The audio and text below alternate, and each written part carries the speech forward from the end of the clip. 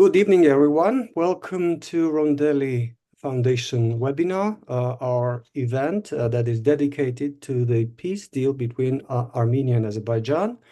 We already hosted an event which gave an opportunity to our Armenian colleagues to present their view. And today I'm delighted to welcome back our good friend and colleague from Baku, Ahmad Alili, who is best qualified to discuss this very important issue, important not just to our region, but specifically to Georgia as well. Mr.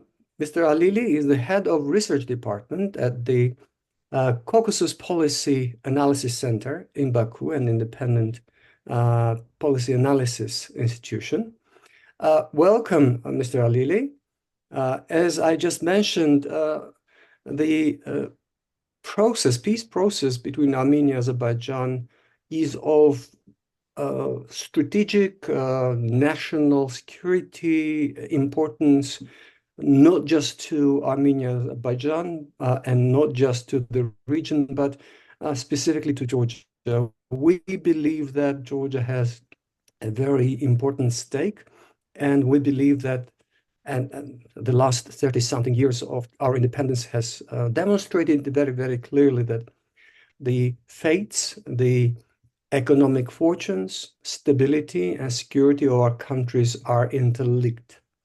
And that so far we haven't fully utilized the geopolitical, geoeconomic potential that each of our countries possess by more full and more broad and deep cooperation among ourselves. And obviously, one of the main reasons for that was that we hadn't achieved necessary political and security conditions.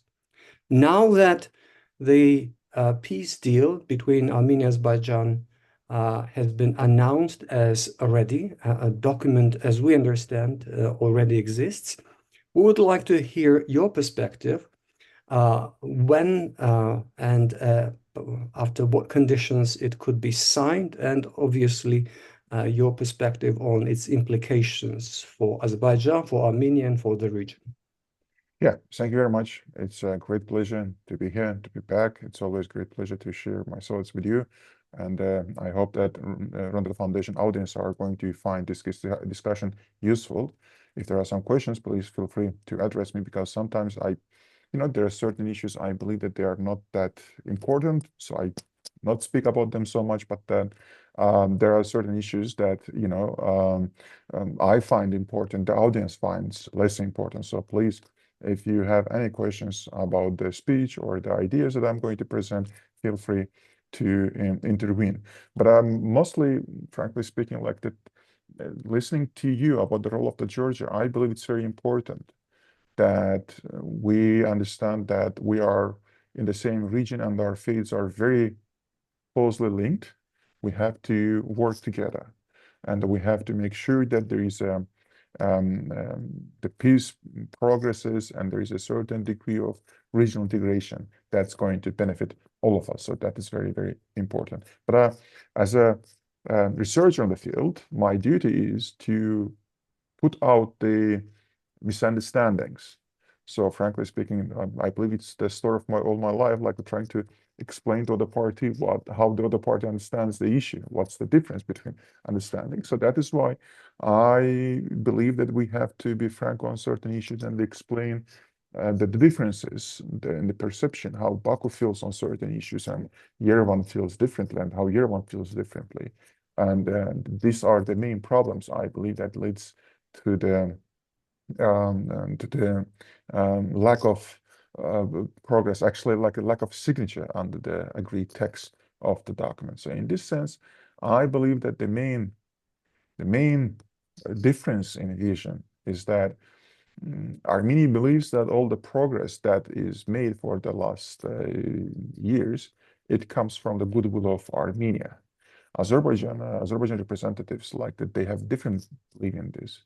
There is a belief that the geopolitical conditions or certain, let's say, hard power means pushed Armenia to make certain decisions, and that creates a quite a difference approach in understanding where we are now.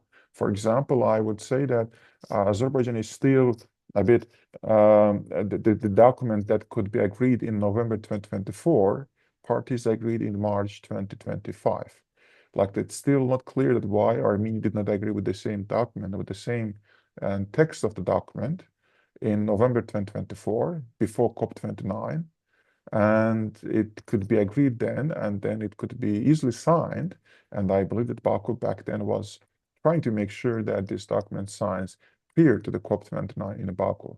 But the document, the text of the document, without any additional change, was adopted in March. So what changed? So Azerbaijan believes that the geopolitical context changed, and the changing geopolitical context forced Armenia to do that. Armenia, on the other hand, believes that it's a gesture of a goodwill. So this is a quite important issue between Baku and Yerevan in this context. But also, I would say that there is also like in Armenia and Azerbaijan, based off what I am witnessing, there is a sometimes overestimation and underestimation of the importance of the COP29.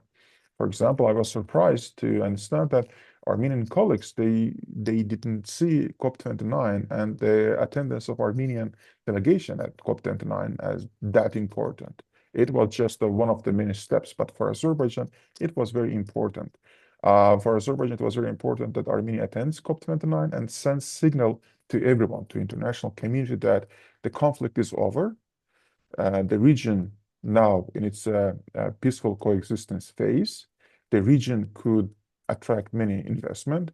The foreign country leaders, the foreign investors should not be afraid that there is a active conflict going on in the region that would, scare them away. So that is why it was very important for Azerbaijan that Armenia attends COP29 and sends signal to everyone that the conflict is over, it's in the past. So once Armenian delegation failed to attend COP29, that created a lot of problems, I believe, for the peace process overall.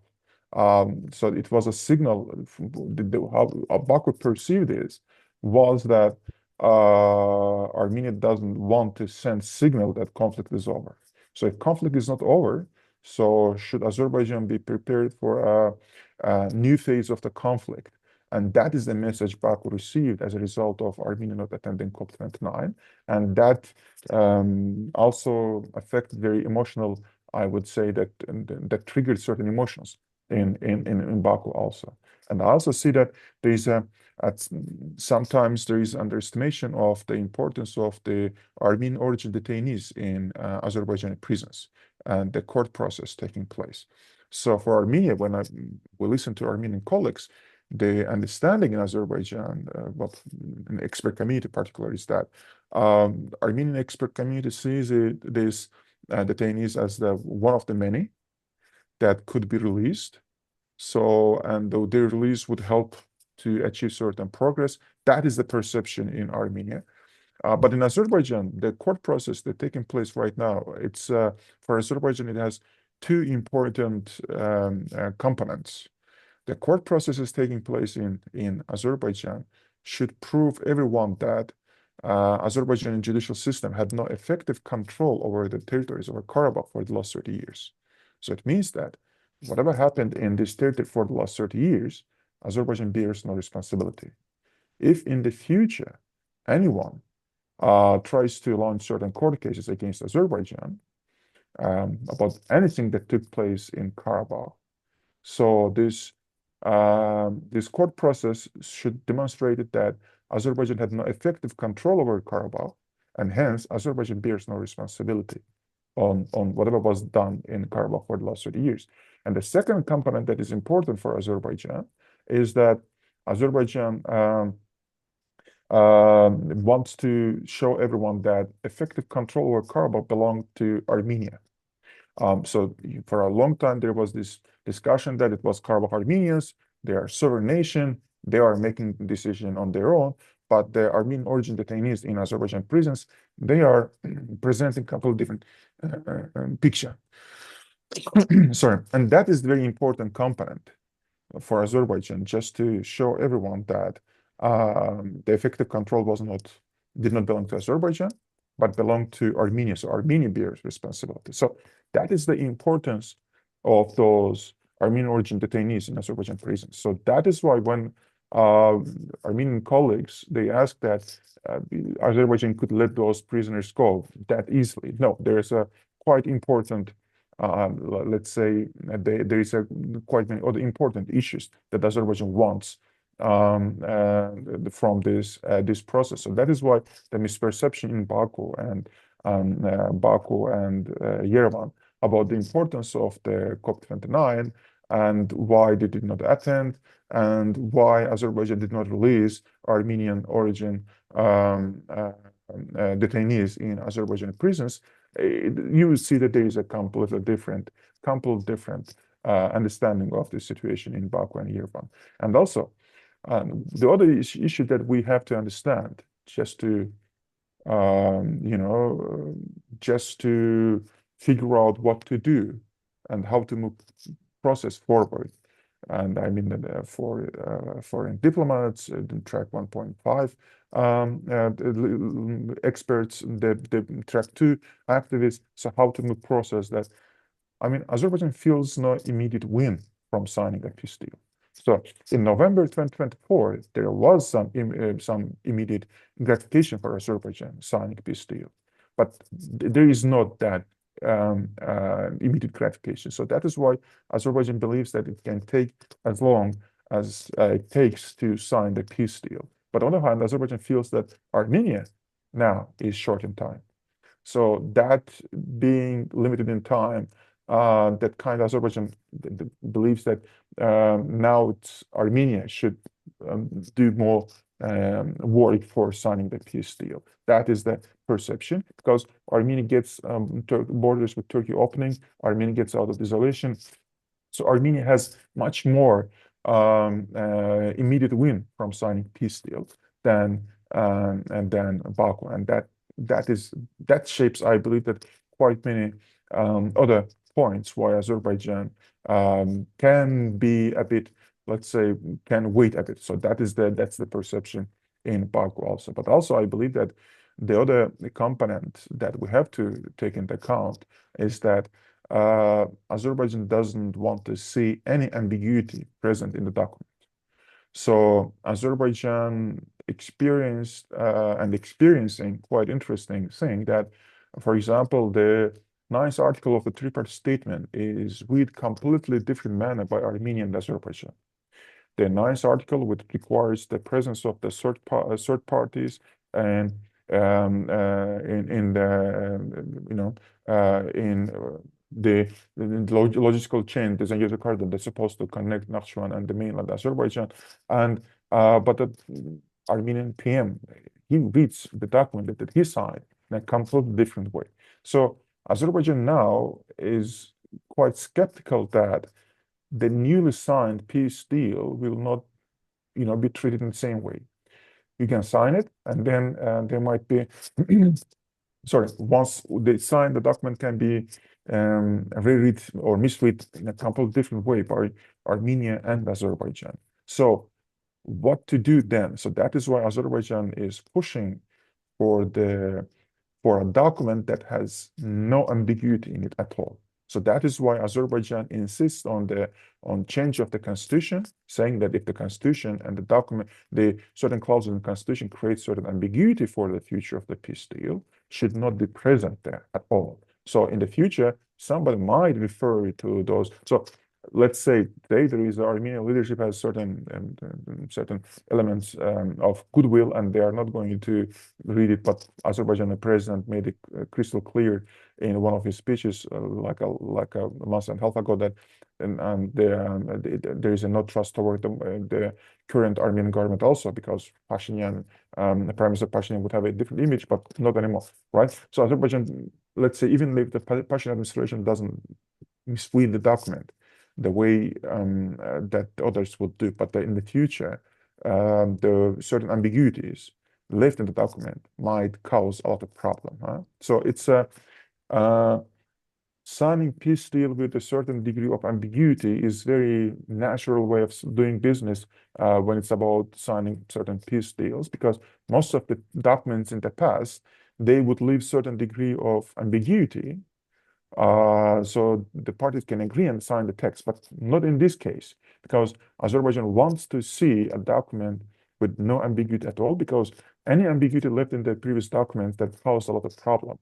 All the problems that Azerbaijan is experiencing them now, and one of the examples, as I said, it is how Armenia reads the ninth article of the three-party statement. So that is why Azerbaijan insists that the constitution should be changed, which can take a certain time, and abolishing of the OSCE Minsk group, which is quite important component for Azerbaijan, because Azerbaijan wants Armenia, and together with Armenia, send message to everyone that conflict is over.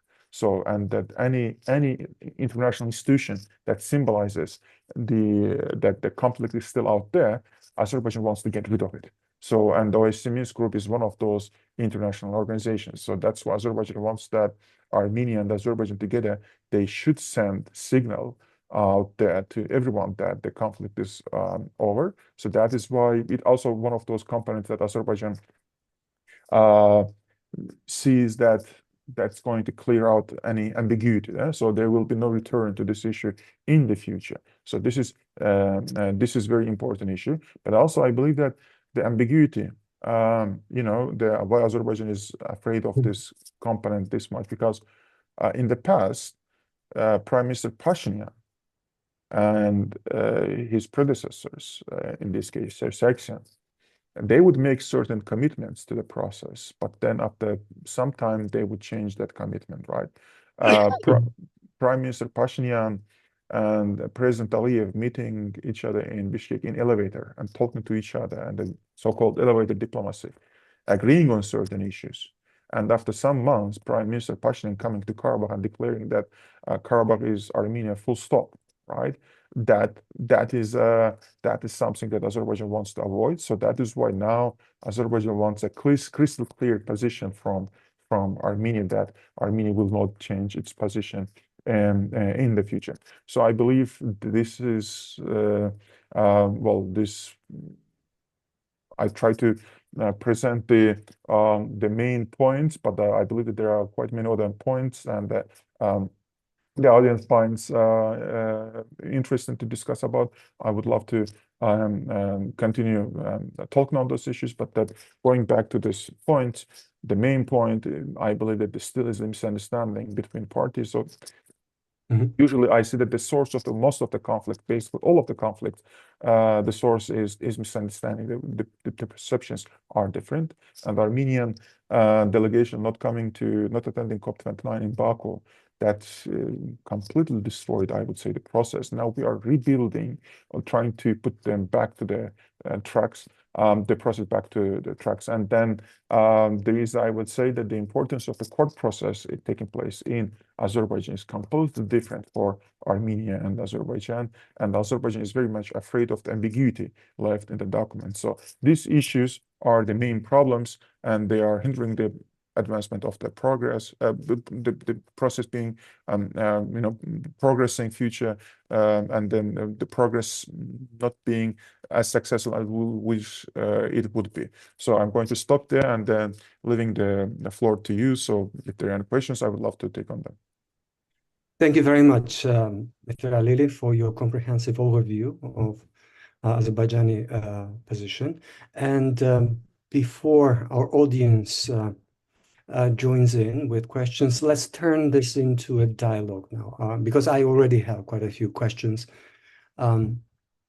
Let me read back to you my understanding of Azerbaijan's concerns on the eve of signing, or as a set of preconditions to signing the document. You mentioned that Azerbaijan wants Armenia to amend the constitution in a way that it removes the basis for future conflict, number one. And number two, you mentioned that you want Minsk Group as an institution to be abolished.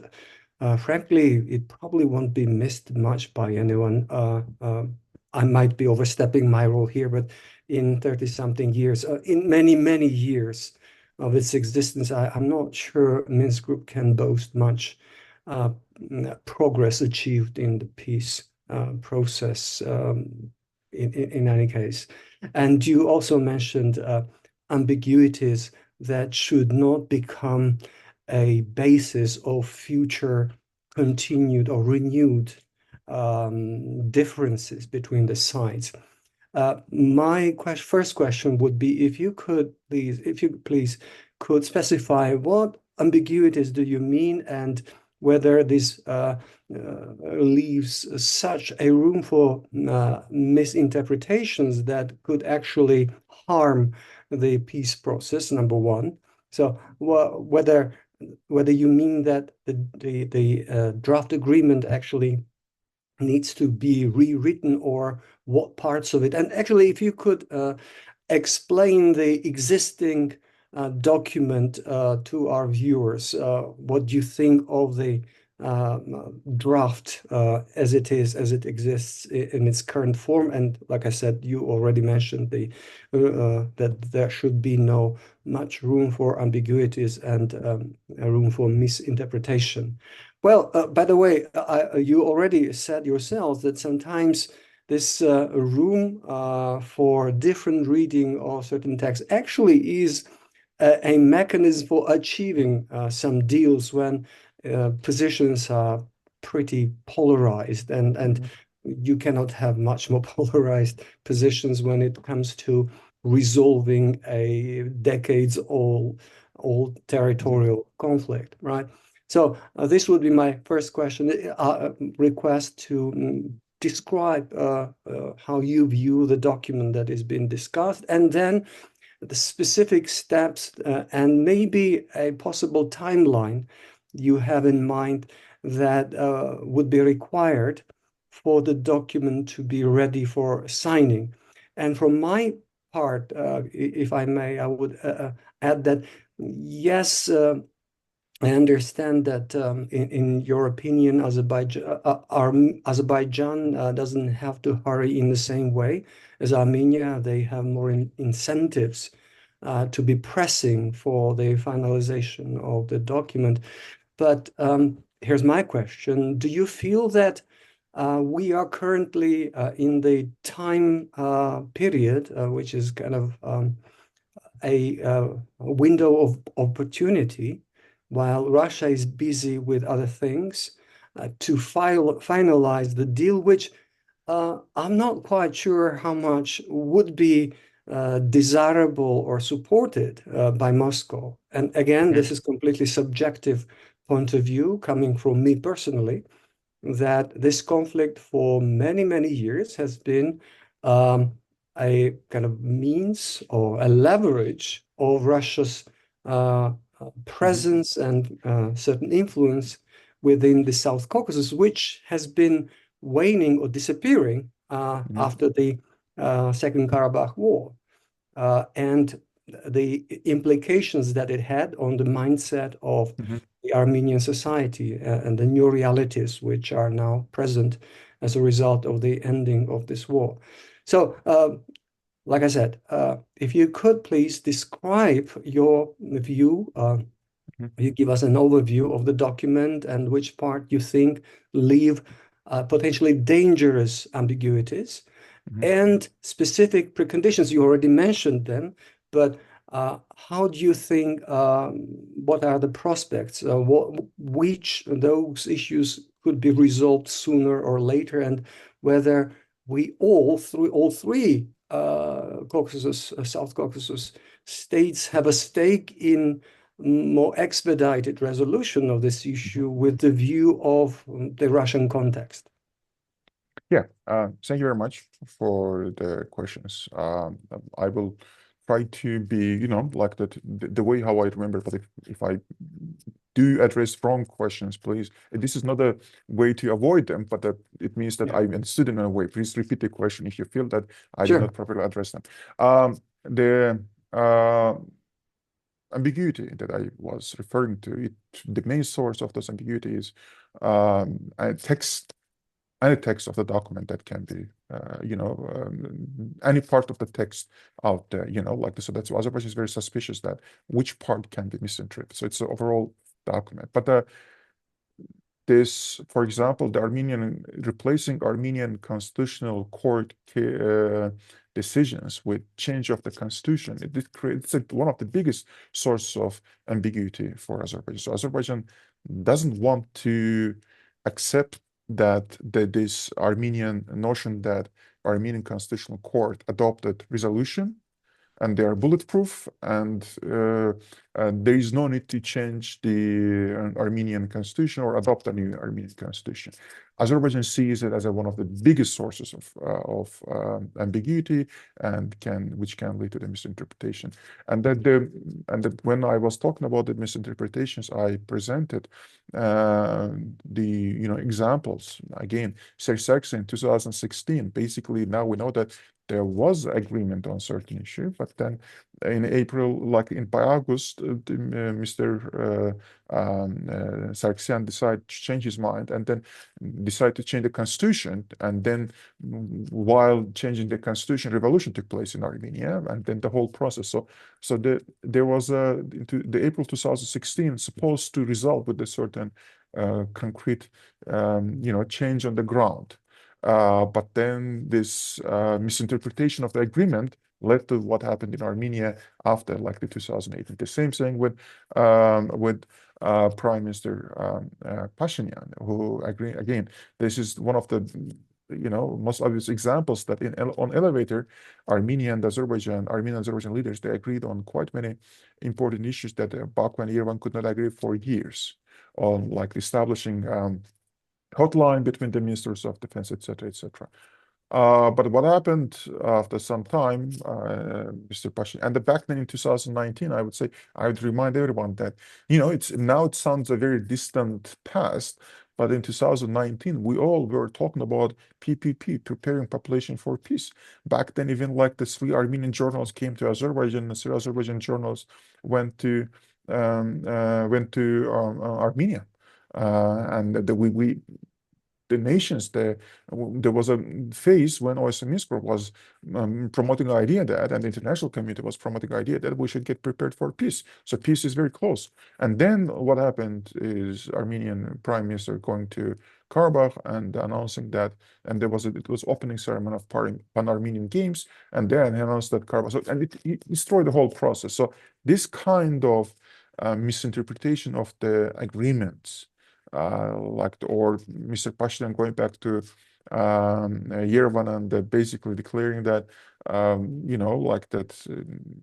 basically blaming Sargsyan for not being able to achieve anything with Azerbaijan. Look, Pashinyan achieved with Azerbaijan president so easily. Within a couple of minutes in elevator, he could agree so many things, right?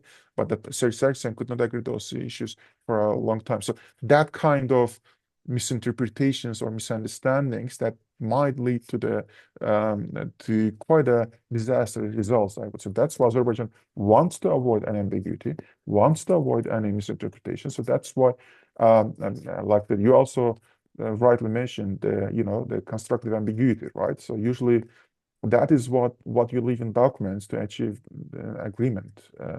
But in case of Armenia and Azerbaijan, now Azerbaijan understood from the experience of that, at least for the last, I'm not talking even about 20, 25 years, for the last 5, 6 years. Azerbaijan understood that this should be avoided at any cost. Because let's say, even if Armenia decides not to misread the document or read it in a bit different way, there might be some external power coming in and pushing certain buttons in Yerevan and making sure that Yerevan says or declares certain positions that was different from Yerevan's previous position. And Baku sees it in Yerevan-Iran relations. There are certain elements that Baku believes that Yerevan would have a different position on Zengezur corridor issue if not Iran. So Baku sees the source of the Yerevan's position on the difference in between Yerevan's and Baku's position, the source is in Iran. That's the perception in Baku. So, and moving to your last question, and it also perfectly fits to what I described as constructive ambiguity. Like your last question was about Russia being busy with Ukraine, and that creates a perfect opportunity for signing a peace deal. And Azerbaijan not in rush to sign a peace deal. Why? It's a perfect opportunity. Let's use it. That is a very, I would say that that's the thinking that was present in Baku for quite a long time also, at least on expert community. But what happened, I believe that Baku and the expert community in Azerbaijan realized one thing. If you leave certain ambiguities in document, if you leave certain, let's say, unresolved issues, any external power might come in and destroy the process. So it's not like that. Let's be obvious that Armenia and Azerbaijan, Georgia, we are not situated in the middle of Europe. We are not surrounded by European Union countries, right? We are surrounded by the countries who are much bigger, who have bigger geopolitical ambitions, and they are ready to be, they are ready to show incentive. They are ready to use certain hard power tools. And this is the region that we are living in. And it means that if the document signed today, just to show that, just to say for the sake of signing a document, if to sign the document today, and the document is not crystal clear, so it means that somebody, one of the external powers, any of external powers, might come in, and in this case, it's not only Russia. Again, it's Azerbaijan sees Iran also as a spoiler in this case also. They can come in and they can make sure that the implementation of the document is not, there are certain problems with the implementation of the document. So then the document that you sign means nothing. So that is why Azerbaijan wants to sign a document, a well-prepared document, a process that is well thought. So yeah, but maybe with Russia being fully focused on South Caucasus, it's going to be slightly harder to sign this deal. But Baku, it's not because Baku is going to be, let's say, under pressure, but mostly because of Yerevan. The recent events in Russia-Azerbaijan relations demonstrated that Azerbaijan can be quite vocal about its position, even when it's about Russia. So Azerbaijan can be very, let's say, decisive to voice out its concerns.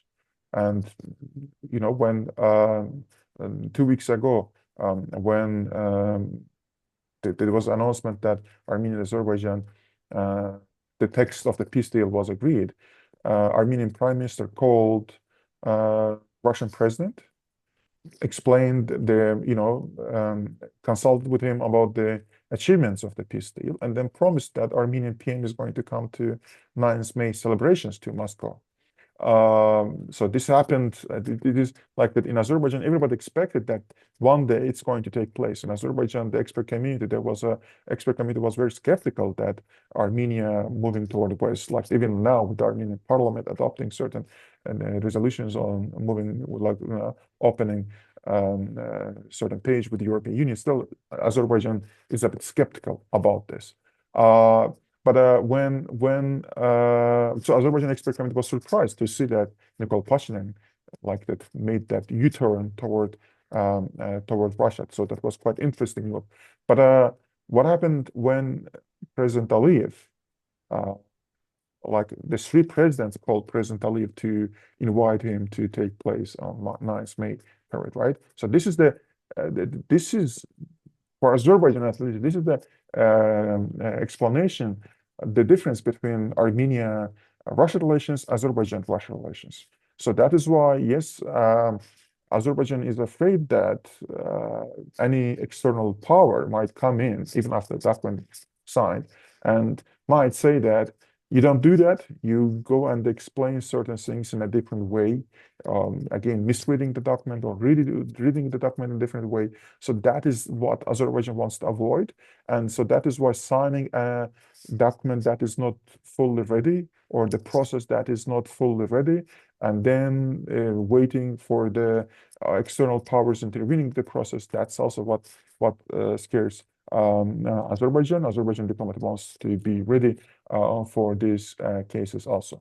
So I hope I could address all of your questions. Thank you, Ahmad.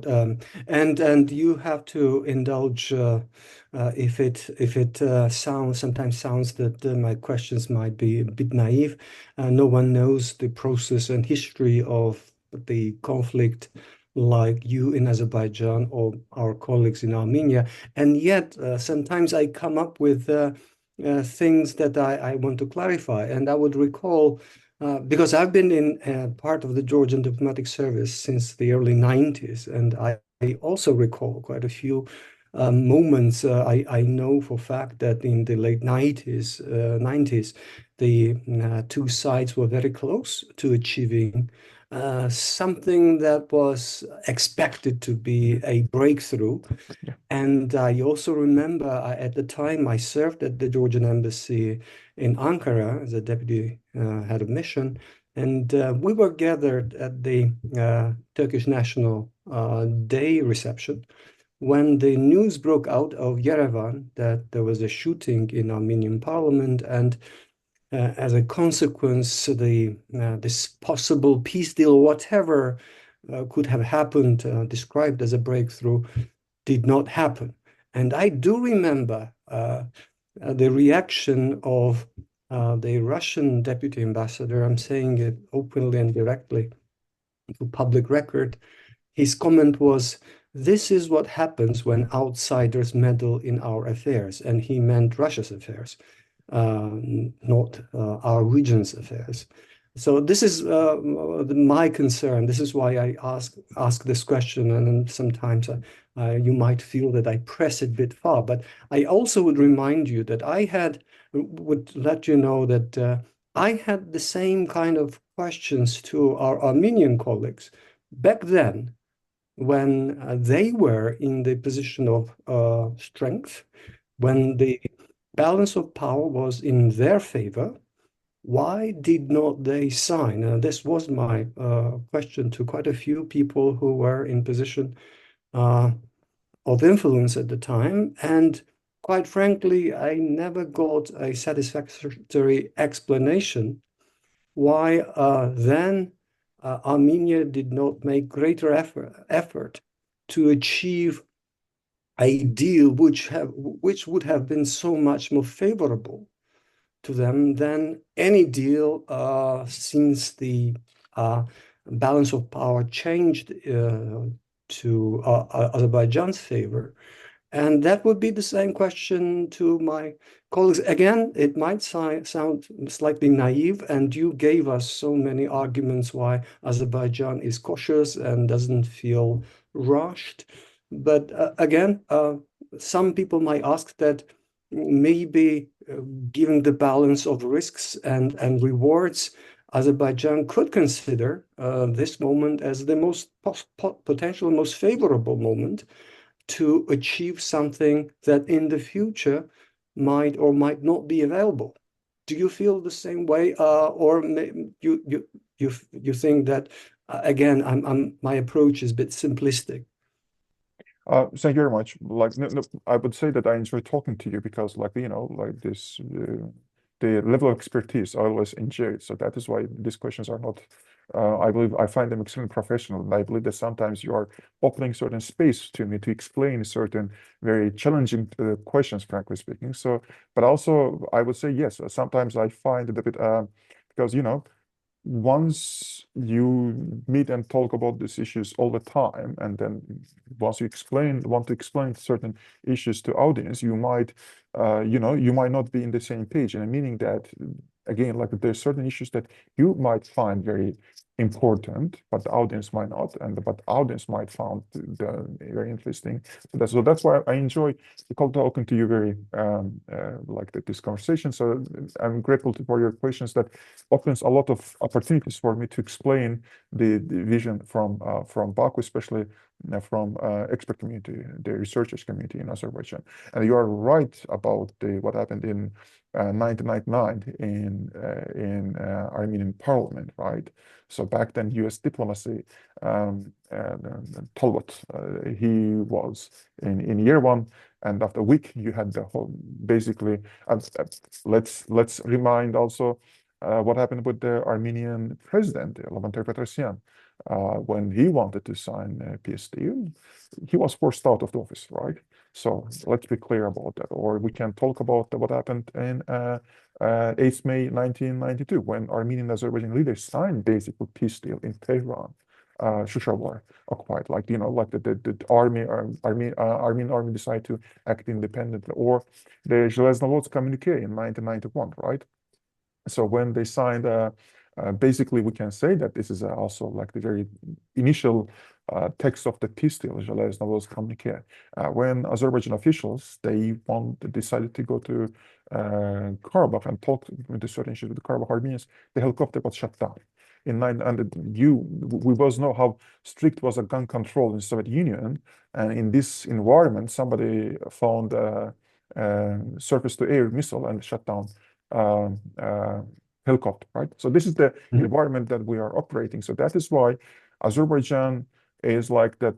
If somebody is going to act as a spoiler, it doesn't mean that for them, it's not going to be a big deal. You sign the peace deal or not. So for Azerbaijan, it's better to have the very comprehensive peace, the well-thought process, so that later nobody can intervene. And again, I'm going to repeat certain issues that Azerbaijan doesn't feel that it is being the problem for the peace process might come from putting pressure on Azerbaijan. Azerbaijan feels quite self-confident in this, especially after the September 2023 and April 2024, when Russian troops left Karabakh. So this is the historical achievement for Azerbaijan, that Azerbaijan now is the only Eastern Partnership country basically with no presence of any foreign troops on its soil. So that's a big achievement that boosts Azerbaijan's self-confidence. So that's why Azerbaijan believes that if any external actor is going to act as a spoiler, it's not going to be because they are going to put pressure on Azerbaijan, but they might put pressure on Armenia. And so again, it doesn't matter, like the peace deal signed by then or after then. So if there are problems in the peace deal, so that's why Azerbaijan wants certain change in constitution. Armenia wants abolishment of the OSCE Minsk group, and especially when the Russian ambassador to Armenia a couple of weeks ago, he recalled the OSCE Minsk group, right? So with the Donald Trump administration back to the White House, you would see that there is quite a special relations between Moscow and Washington right now, and there are certain Russian diplomats who want to remind everyone that there used to be this process, OSCE Minsk group, where Russians, Europeans, and Americans, they could do certain cooperation. So this is a very clear signal that Azerbaijan also is following this kind of signals very closely. So that is why the geopolitical environment here requires that we should be very much clear with the process, no ambiguity left. I'm repeating certain issues, but this is because I want to deliver the message that why it's important, why Azerbaijan says that let's make certain issues, let's wait for Armenia changing constitution or the peace text having certain documents, certain elements in document, etc. So in this context, frankly speaking, I believe that signing a peace deal in the golden period for signing peace deal most probably was between 2021 and 2022.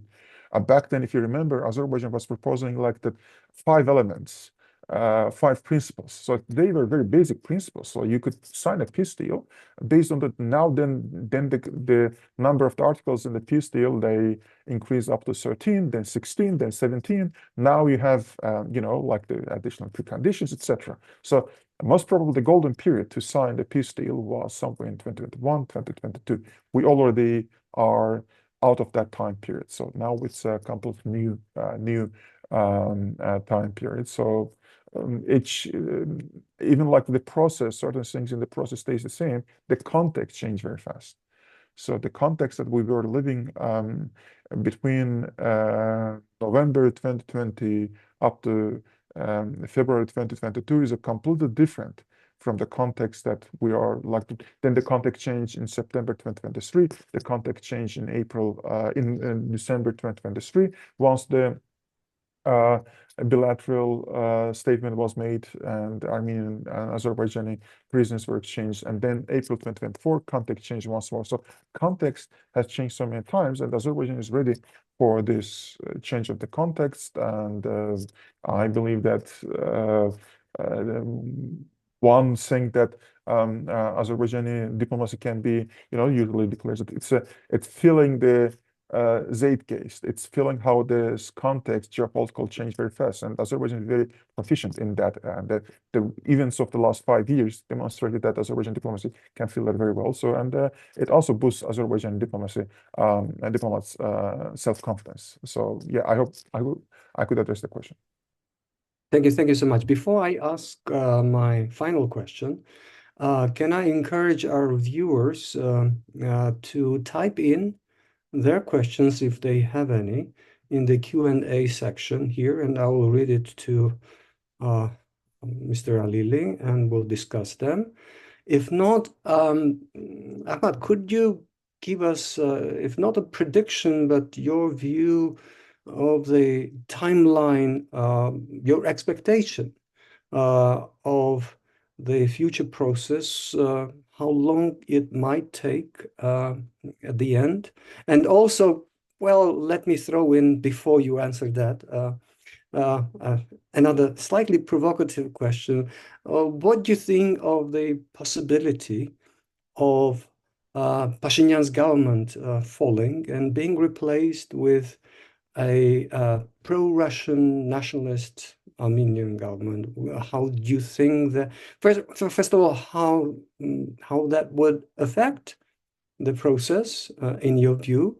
And this is not just to, again, reinforce my argument that perhaps peace deals should be negotiated and finalized from the position of strength in which Azerbaijan today is, but this is my genuine question, whether Azerbaijan would be prepared to continue the process with a different Armenian government, which is more strongly interconnected and also probably supported by Moscow than the current one. So that's one part, but another one, in realistically, what are your expectations of the future developing scenario?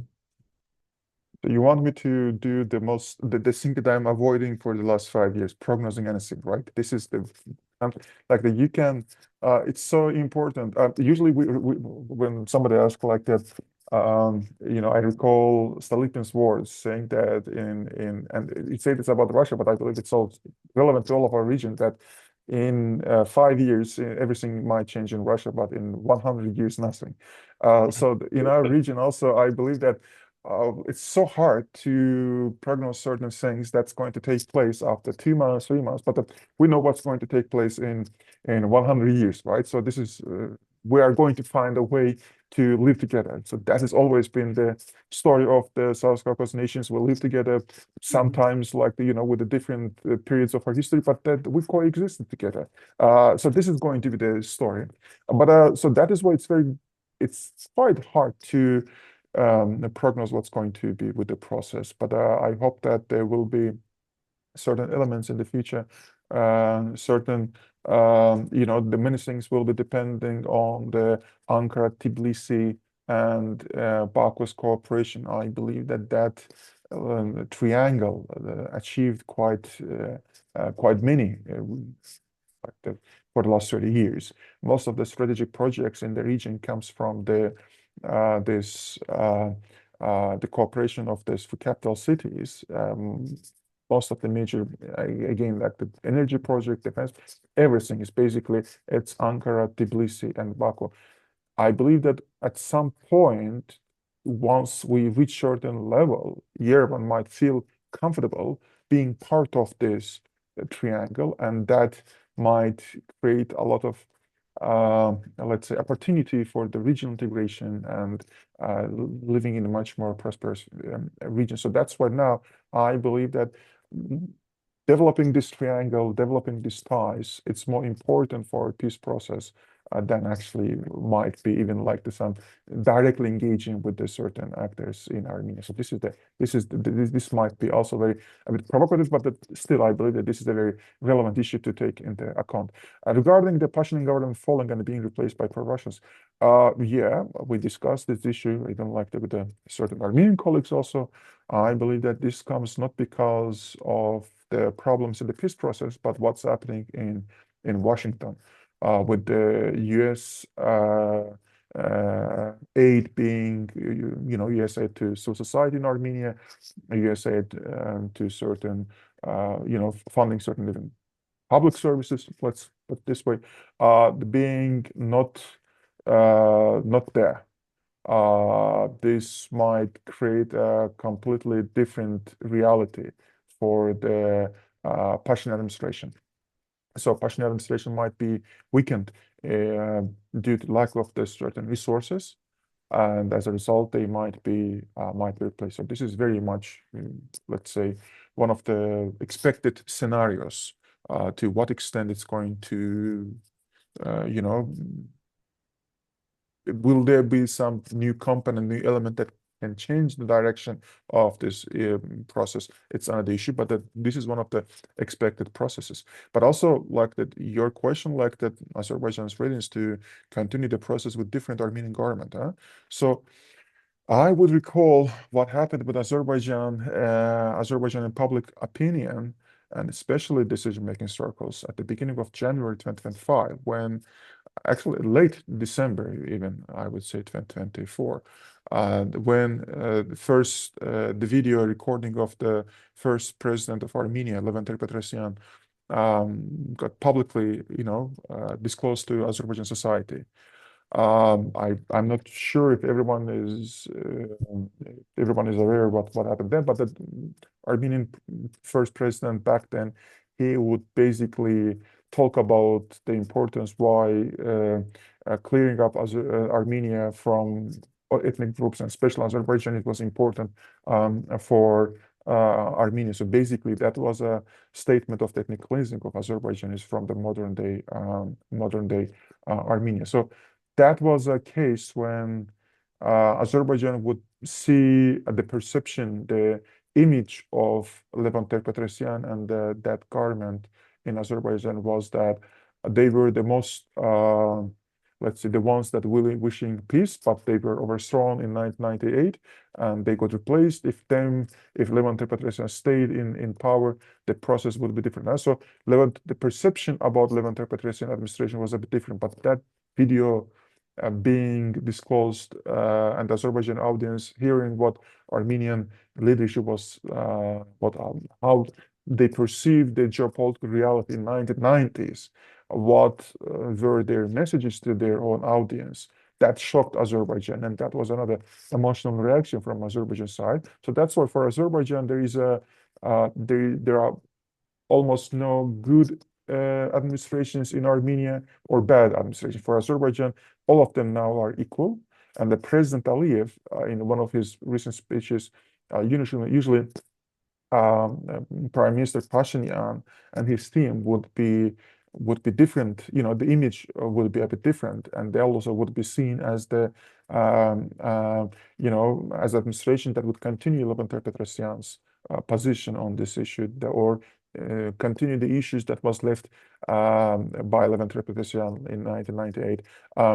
No, so that video changed the perception about any administration, any Armenian administration being different from other Armenian administration when it's about Karabakh case. So that is why Azerbaijani position, or I would say like the Azerbaijan understanding of the issue is that it doesn't matter like who is in power in Armenia. They are going to have very similar standing on this issue. So that is why Azerbaijan, like the of course, like the Azerbaijan would receive different administration and a different approach, but this is the reality. This is the Azerbaijan perception, and so that is why it doesn't matter like who is in power in Armenia. Azerbaijan believes that the geopolitical balance, doing cooperation with other powers, is going to play a much more important role in peace process than position of any Armenian government, any possible Armenian government in the future. Thank you. And let me elaborate. I didn't mean to ask you about a different approach towards good and bad Armenian governments. I mostly meant a different degree of Russian involvement with a different kind of governments. At least from the outside, it looked like Moscow wasn't particularly favorable and actively supportive of Pashinyan government. I think we can agree about that. And that was my point. That what happens if a different kind of government comes, which actually would be more attractive to Moscow, and with which Moscow would be willing to resume the strategic ties they had before. Yeah, and my answer like to that was Yes. that the Baku wants more a document that has no ambiguity in it, so that no one in the future wants to spoil it. It doesn't matter who is in the power in Armenia, so they cannot spoil it. No, So, I just specified what I meant by that. We have two questions. One is from Andranik Hovanesyan. Unfortunately, I do not know who the gentleman is. Can we assume that Azerbaijan is not interested in further strengthening Turkey's influence in the region, as it would limit Baku's foreign policy maneuverability? In this context, has Azerbaijan deliberately stalled the normalization process with Armenia and obstructed the Armenia-Turkey rapprochement? okay, so it's most of the, I would assume that this is there is other underlying assumption that Turkey, in closely engaging with Armenia, is going to weaken Russian position, and that's what Mr. Hovanesyan means today. The perception, like you have to understand one thing, that the Turkish influence in South Caucasus, that is 90% or even more. That's because of Azerbaijan. So let's say if in the Middle East, Turkey has to work in Syria independently to gain its sources of influence, in Libya to gain a source of influence, but in South Caucasus, all achievements that can be seen as Turkey's achievement, that's thanks to Azerbaijan. So it means that Turkey's influence in South Caucasus is going to be equal how influential Azerbaijan is going to be. So if Azerbaijan feels that it is influential, so it means that Turkey is influential. If Azerbaijan feels that it is not influential, so then this is the argument that how Baku feels that. So that is why in Ankara also feels that. So if Ankara feels that if it signs certain deal or reaches agreement with Yerevan, despite Baku's position on this issue, and weakens Baku, so Turkish influence also gets weakened in the region. So, but moving together with Baku and making sure that the decisions are reached together with Baku, it means that Baku's influence or Azerbaijan influence is going to increase in the region, and that means that Turkish influence is going to increase in the region also. So it's not like the Azerbaijan creates a problem for Turkey Armenian normalization process and weakens Turkey. So that is the general perception, and some people in Turkey also think that, but that the decision makers in Baku and Ankara, they think a bit differently. So that's why these issues are not contradicting to each other. I hope I could explain myself. Thank you. And now a question from Tbilisi, Ivlian Khaindrava, who is a prominent political analyst in Georgia. You mentioned Minsk Group. Is it really still alive? I do remember how President Aliyev welcomed, in quotation marks, co-chairs of the group in December 2020 in Baku, taking into consideration that France is one of co-chairs of the group, and we know, let's say, specific relations between Baku and Paris, does it play any role at all, the Minsk group? So the Minsk group, of course, like the Minsk group emerged in a completely different geopolitical reality. The geopolitical reality of 1992, when in 1991, Moscow and Washington would agree and unilaterally vote for like the all permanent 5 members of the United Nations Security Council members would form for military operation against Iraq, right? It's one of those unique cases in the history of the United Nations Security Council. So in 1991, the geopolitical reality was that, and the Minsk group emerged in 1992, right? So this is a completely different geopolitical reality. So that's why Minsk group is definitely not relevant to the peace process, to the region. And I believe that, again, like we are talking about the changing geopolitical context, it changed so many times in South Caucasus particularly. So I'm not talking about the Russia-American relations, how it changed, how they evolved for the last, you know, 30 years. I'm talking about the overall, the process being, in South Caucasus, particularly in South Caucasus out there, it's changing how the reality in September 2020 different from the reality of the September 22, 2023, etc. So that is why, yeah, definitely I believe that the relevance of the group is no more.